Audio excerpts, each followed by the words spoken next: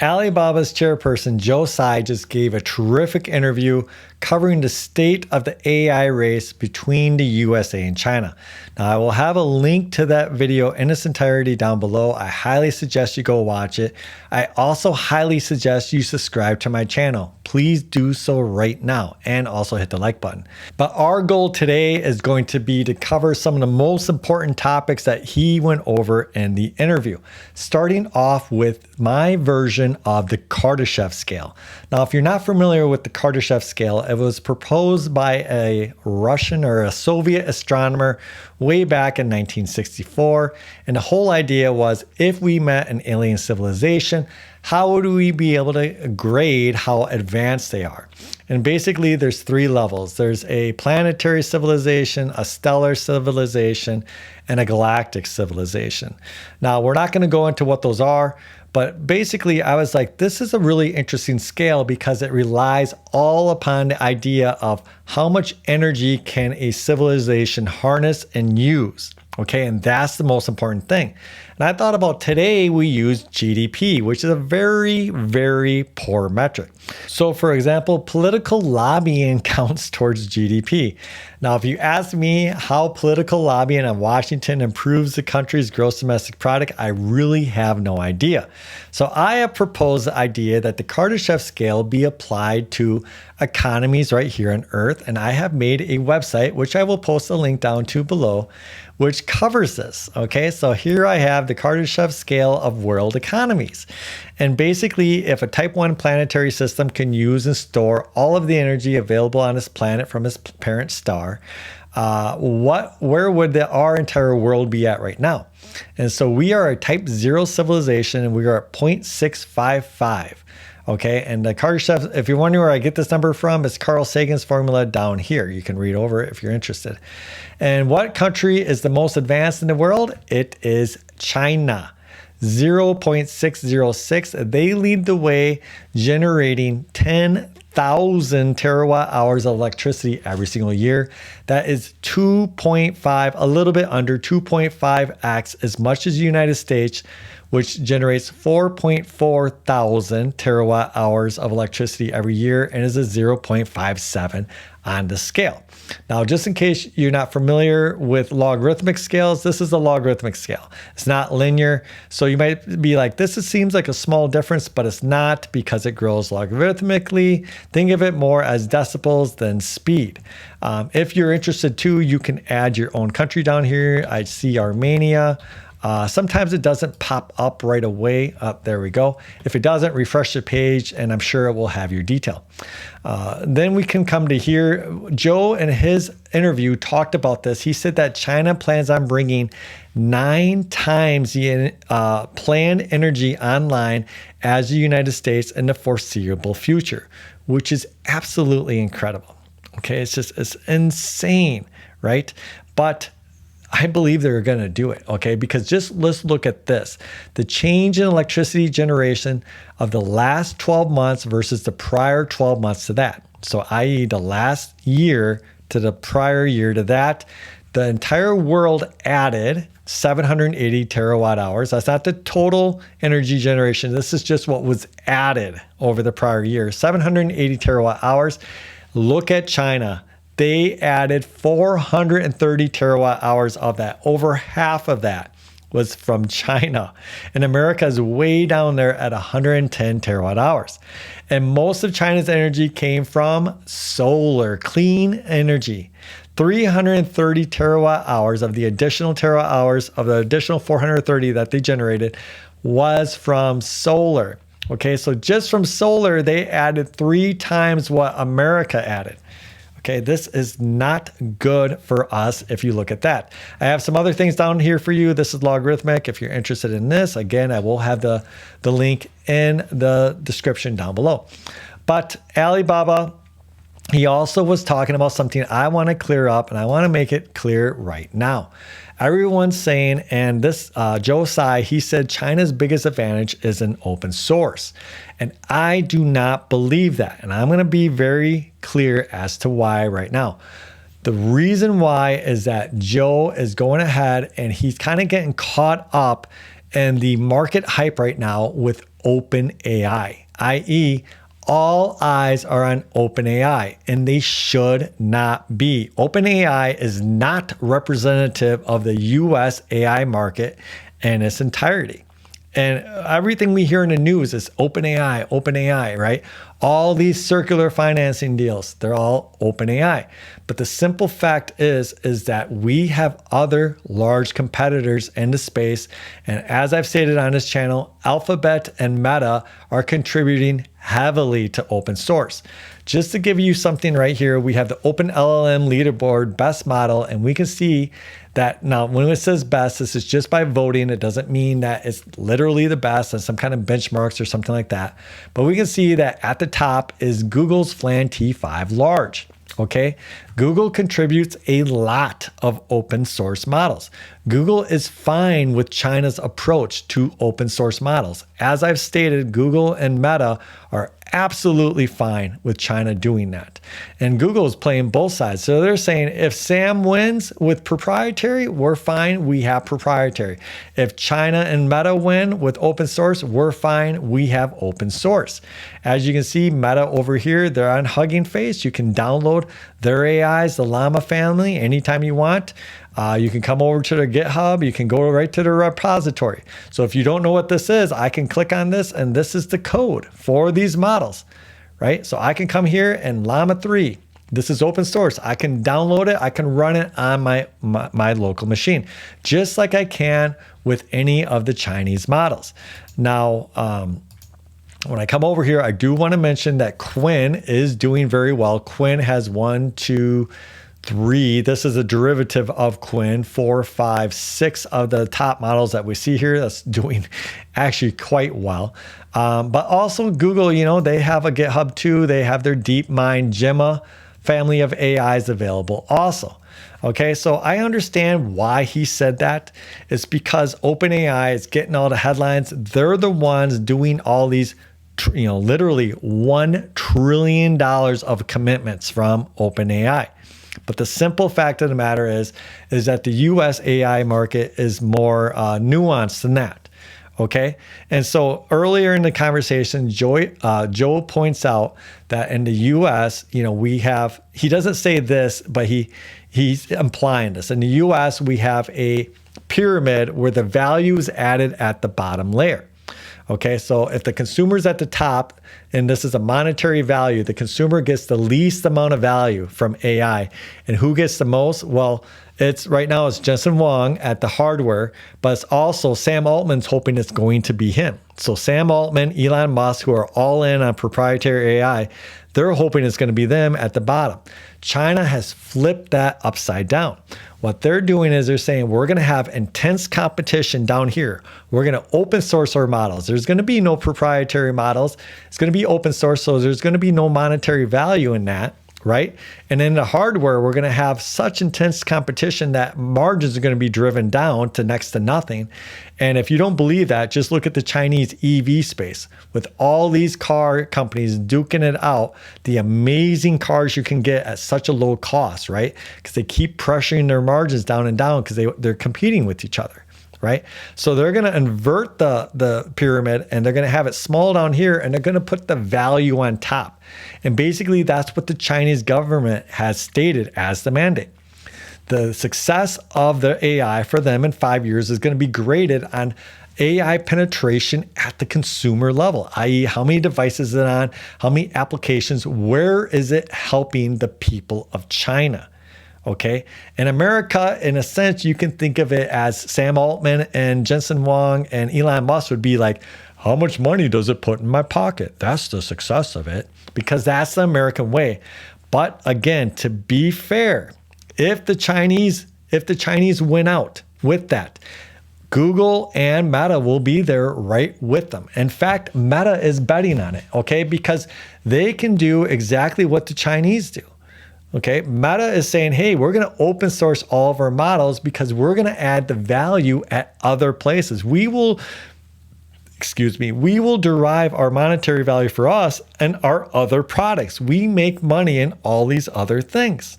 And Google's saying the same thing.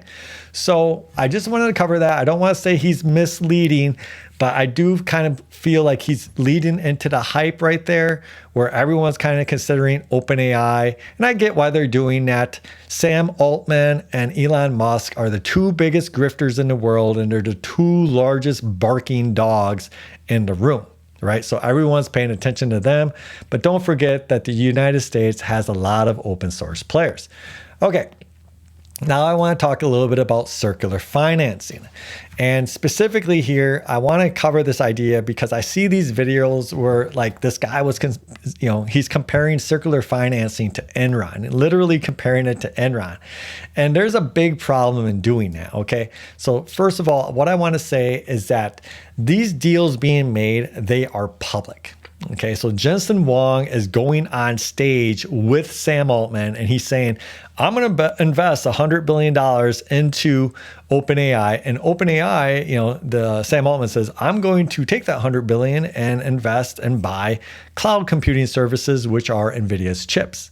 Okay, so unlike Enron, they're doing all this right out in the open. They're very transparent about it. They're writing it on their accounting. They're being audited. It's all there out in the open. It's not being hidden. Next thing is it's a real product. Okay, OpenAI was doing imaginary deals with imaginary companies. Sam Altman, he's actually renting these cloud services, okay? So it's not like he's going to take this money and buy imaginary cloud services. He's renting cloud services, and these cloud services are going to use NVIDIA's chips. These are real chips that NVIDIA is going to sell to these companies. Okay, so these are real products. And then the last thing is they have GAAP compliance. In fact, they have to, because after Enron went down, there was a law that was brought in that said you have to disclose all this stuff, all this vendor financing type of stuff. And so they are in alignment with that. Now, where people might be saying, there's other things they compare to it. I don't think Enron is really a good comparison. Lucent is a better comparison. Who is Lucent? They were a telecom company.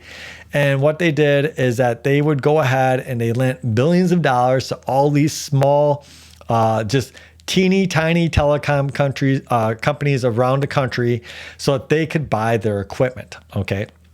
And what happened is that these companies, these are these little tiny companies in rural areas and even Wisconsin, right? Where it's obvious they're not going to make any money because like making the line to, some rural area, you'll never be able to make your money back on the internet services coming over it.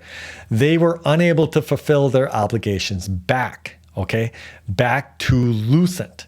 And so when all these guys crashed, what happened to Lucent? Well, their sales crashed, okay? So that is a more realistic fear. What if OpenAI crashes? Okay, what if they simply can't deliver on all of these deals that they're signing up for? Okay, Nvidia, boy, they're not going to go out of business, but boy, they're going to take a beating on their margins and on their growth. Okay, Oracle, it could wipe Oracle out. As I talked about here, Oracle just had $4.2 billion in credit default swaps placed against it. Okay, because people are not sure if they're going to get money back that they lent to Oracle.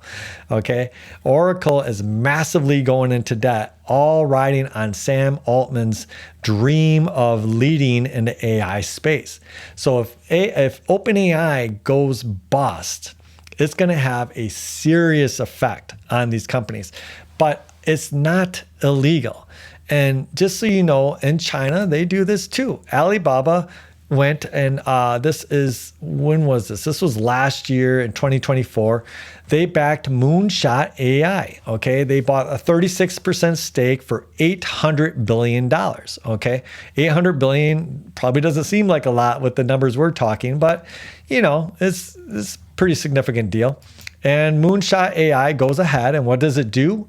It rents services from Alibaba's clouds. So you could say, hey, wait a second. Alibaba invested $800 billion in Moonshot. Moonshot's taking that money, turning around and renting Alibaba's clouds. Yes, but Alibaba discloses this. Moonshot discloses this, right? They're all in compliance.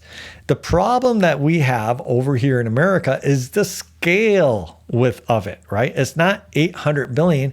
It's close to 1 trillion in circular financing with OpenAI. Okay.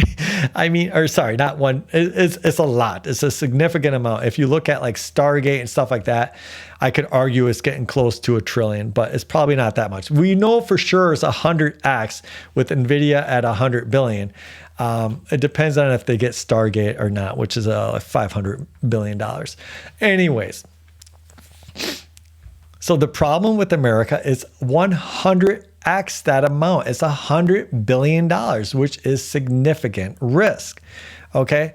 And so then another thing I want to quash here just a little bit is that these models from China, they are more efficient. Okay. The Chinese have had to be much more efficient because, like Joe says in his interview, the U.S. Export controls have restricted the amount of GPUs and the quality of the GPUs that they have to use.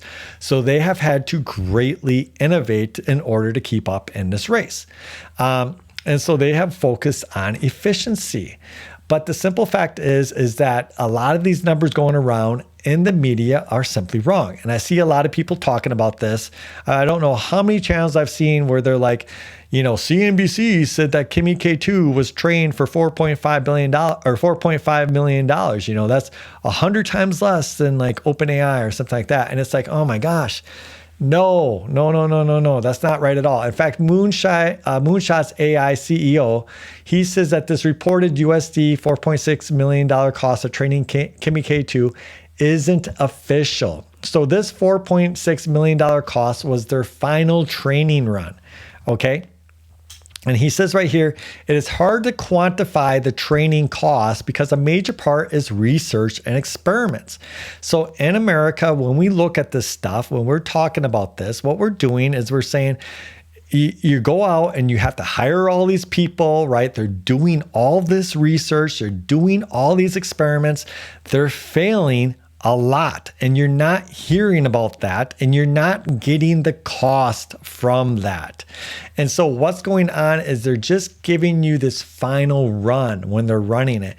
And yes, it is more efficient than what the final run for a comparable American AI probably is, right? But the simple fact is it's not to the scale of what you hear. They did not build Kimi K2 for $4.6 million. Okay, they're worth $3 billion. Where did the rest of that money go? You think it went nowhere? No, I'm sure it costed them quite a bit beyond that. And then, like I said, Moonshot's AI CEO is even stating that himself. So we got to be careful here. I'm not saying, you know, if you're watching me, you're like, whoa, they are cheaper. Yes, they are more efficient. Okay, they are definitely more efficient. I'm not saying that. What I'm saying is that the level that's being reported is misleading. And so you got to be careful about that. Okay. So for example, with DeepSeek, remember that they used Facebook's open source Llama. So that essentially that's the beauty of open source is that now instead of having to go and doing all the research and the experiments and the failed training runs to create that model, I can use a proven model as a starting point. Okay. And that's where China's bet on open source might end up putting them ahead, because what they're doing is they're saying, we're going to go in this together. Right. So right now, another Chinese company can go and they can get Moonshot, Kimi K2. They can download that model. Instead of having to start from the ground up, they can build off of that, and they can save whatever money went into Kimi, that was used to build Kimi. They can save on that. Okay. But I just want to be clear that when they're developing these models, like if we went to Huawei and we look at the LLMs that they're building that are in the business sector, okay, they state how many, that they have these extremely large teams of researchers working on this. Okay. So the idea that someone could make a model at this level for $4.6 million is just, it's nuts. It's just could not ever happen. Okay. And when we talk about this, remember that these top AI researchers, they get paid extraordinary amounts, not just here, but in China. So China produces 50% of the top AI researchers graduates in the world have a degree from a Chinese university. So they have their Chinese nationality, and so 50% of them come from China. And in fact, the largest hire of these graduates up until 2024 was Alphabet. It wasn't the Chinese government. It wasn't Huawei. It wasn't Alibaba. It was Alphabet. Okay. And Joe talks about this funny story where at Facebook, this one AI engineer, he was complaining because there's so many Chinese AI engineers on his team that he can't understand what they're saying because they're speaking in Chinese, right? He's like, I can't understand what they're saying. Everyone's speaking in Mandarin, right? But these guys are getting paid mega bucks, okay? I bet some of their salaries are over $4.5 billion. Probably a lot of their salaries are over $4.5 million. So while we have a lot of people in the space that are just average engineers that are I shouldn't say average engineers. I shouldn't use that term. Just put it like this. The people at the top level, the AI rock stars that are kind of the ones doing the research into these models, we've seen Facebook pay some of these guys up to $100 million. Okay, they make significant amounts of money. Okay, so I just want to put that out there that when you hear this $4.5 million, $4.6 million, this is just the final training run. So it's like, oh, okay, all of our research, all of our experimentation, all of our dead end experiments are done. We got together. We know what we're doing. Let's do the final run for training. That's $4.6 million.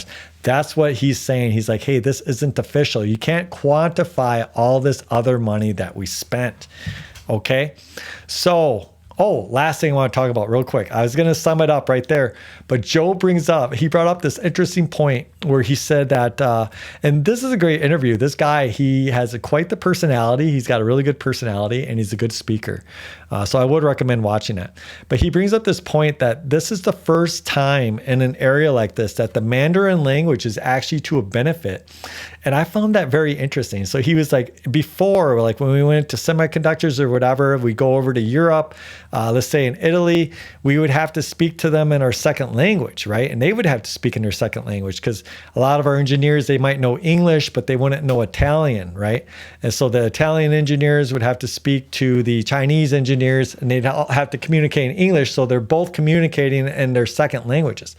But he's like, now with what's going on and with the amount of engineers we're exporting and how they're getting hired at these places, Mandarin is becoming the main language of this, right? So that they get to speak in their primary language because these are the guys. So like I said, even at Google, up until 2024, Google hired the most Chinese graduates out of these AI fields. Okay, they were the largest employer of them. So you can imagine they're all speaking Mandarin, right? And so he's pointing out that the language of AI is turning out to be Mandarin, right? And this is the first time that that's happened. And I was like, that's a very interesting point. I'd never considered that before, right? And that is a definite advantage. Okay, so I hope you got a lot out of what I had to say today.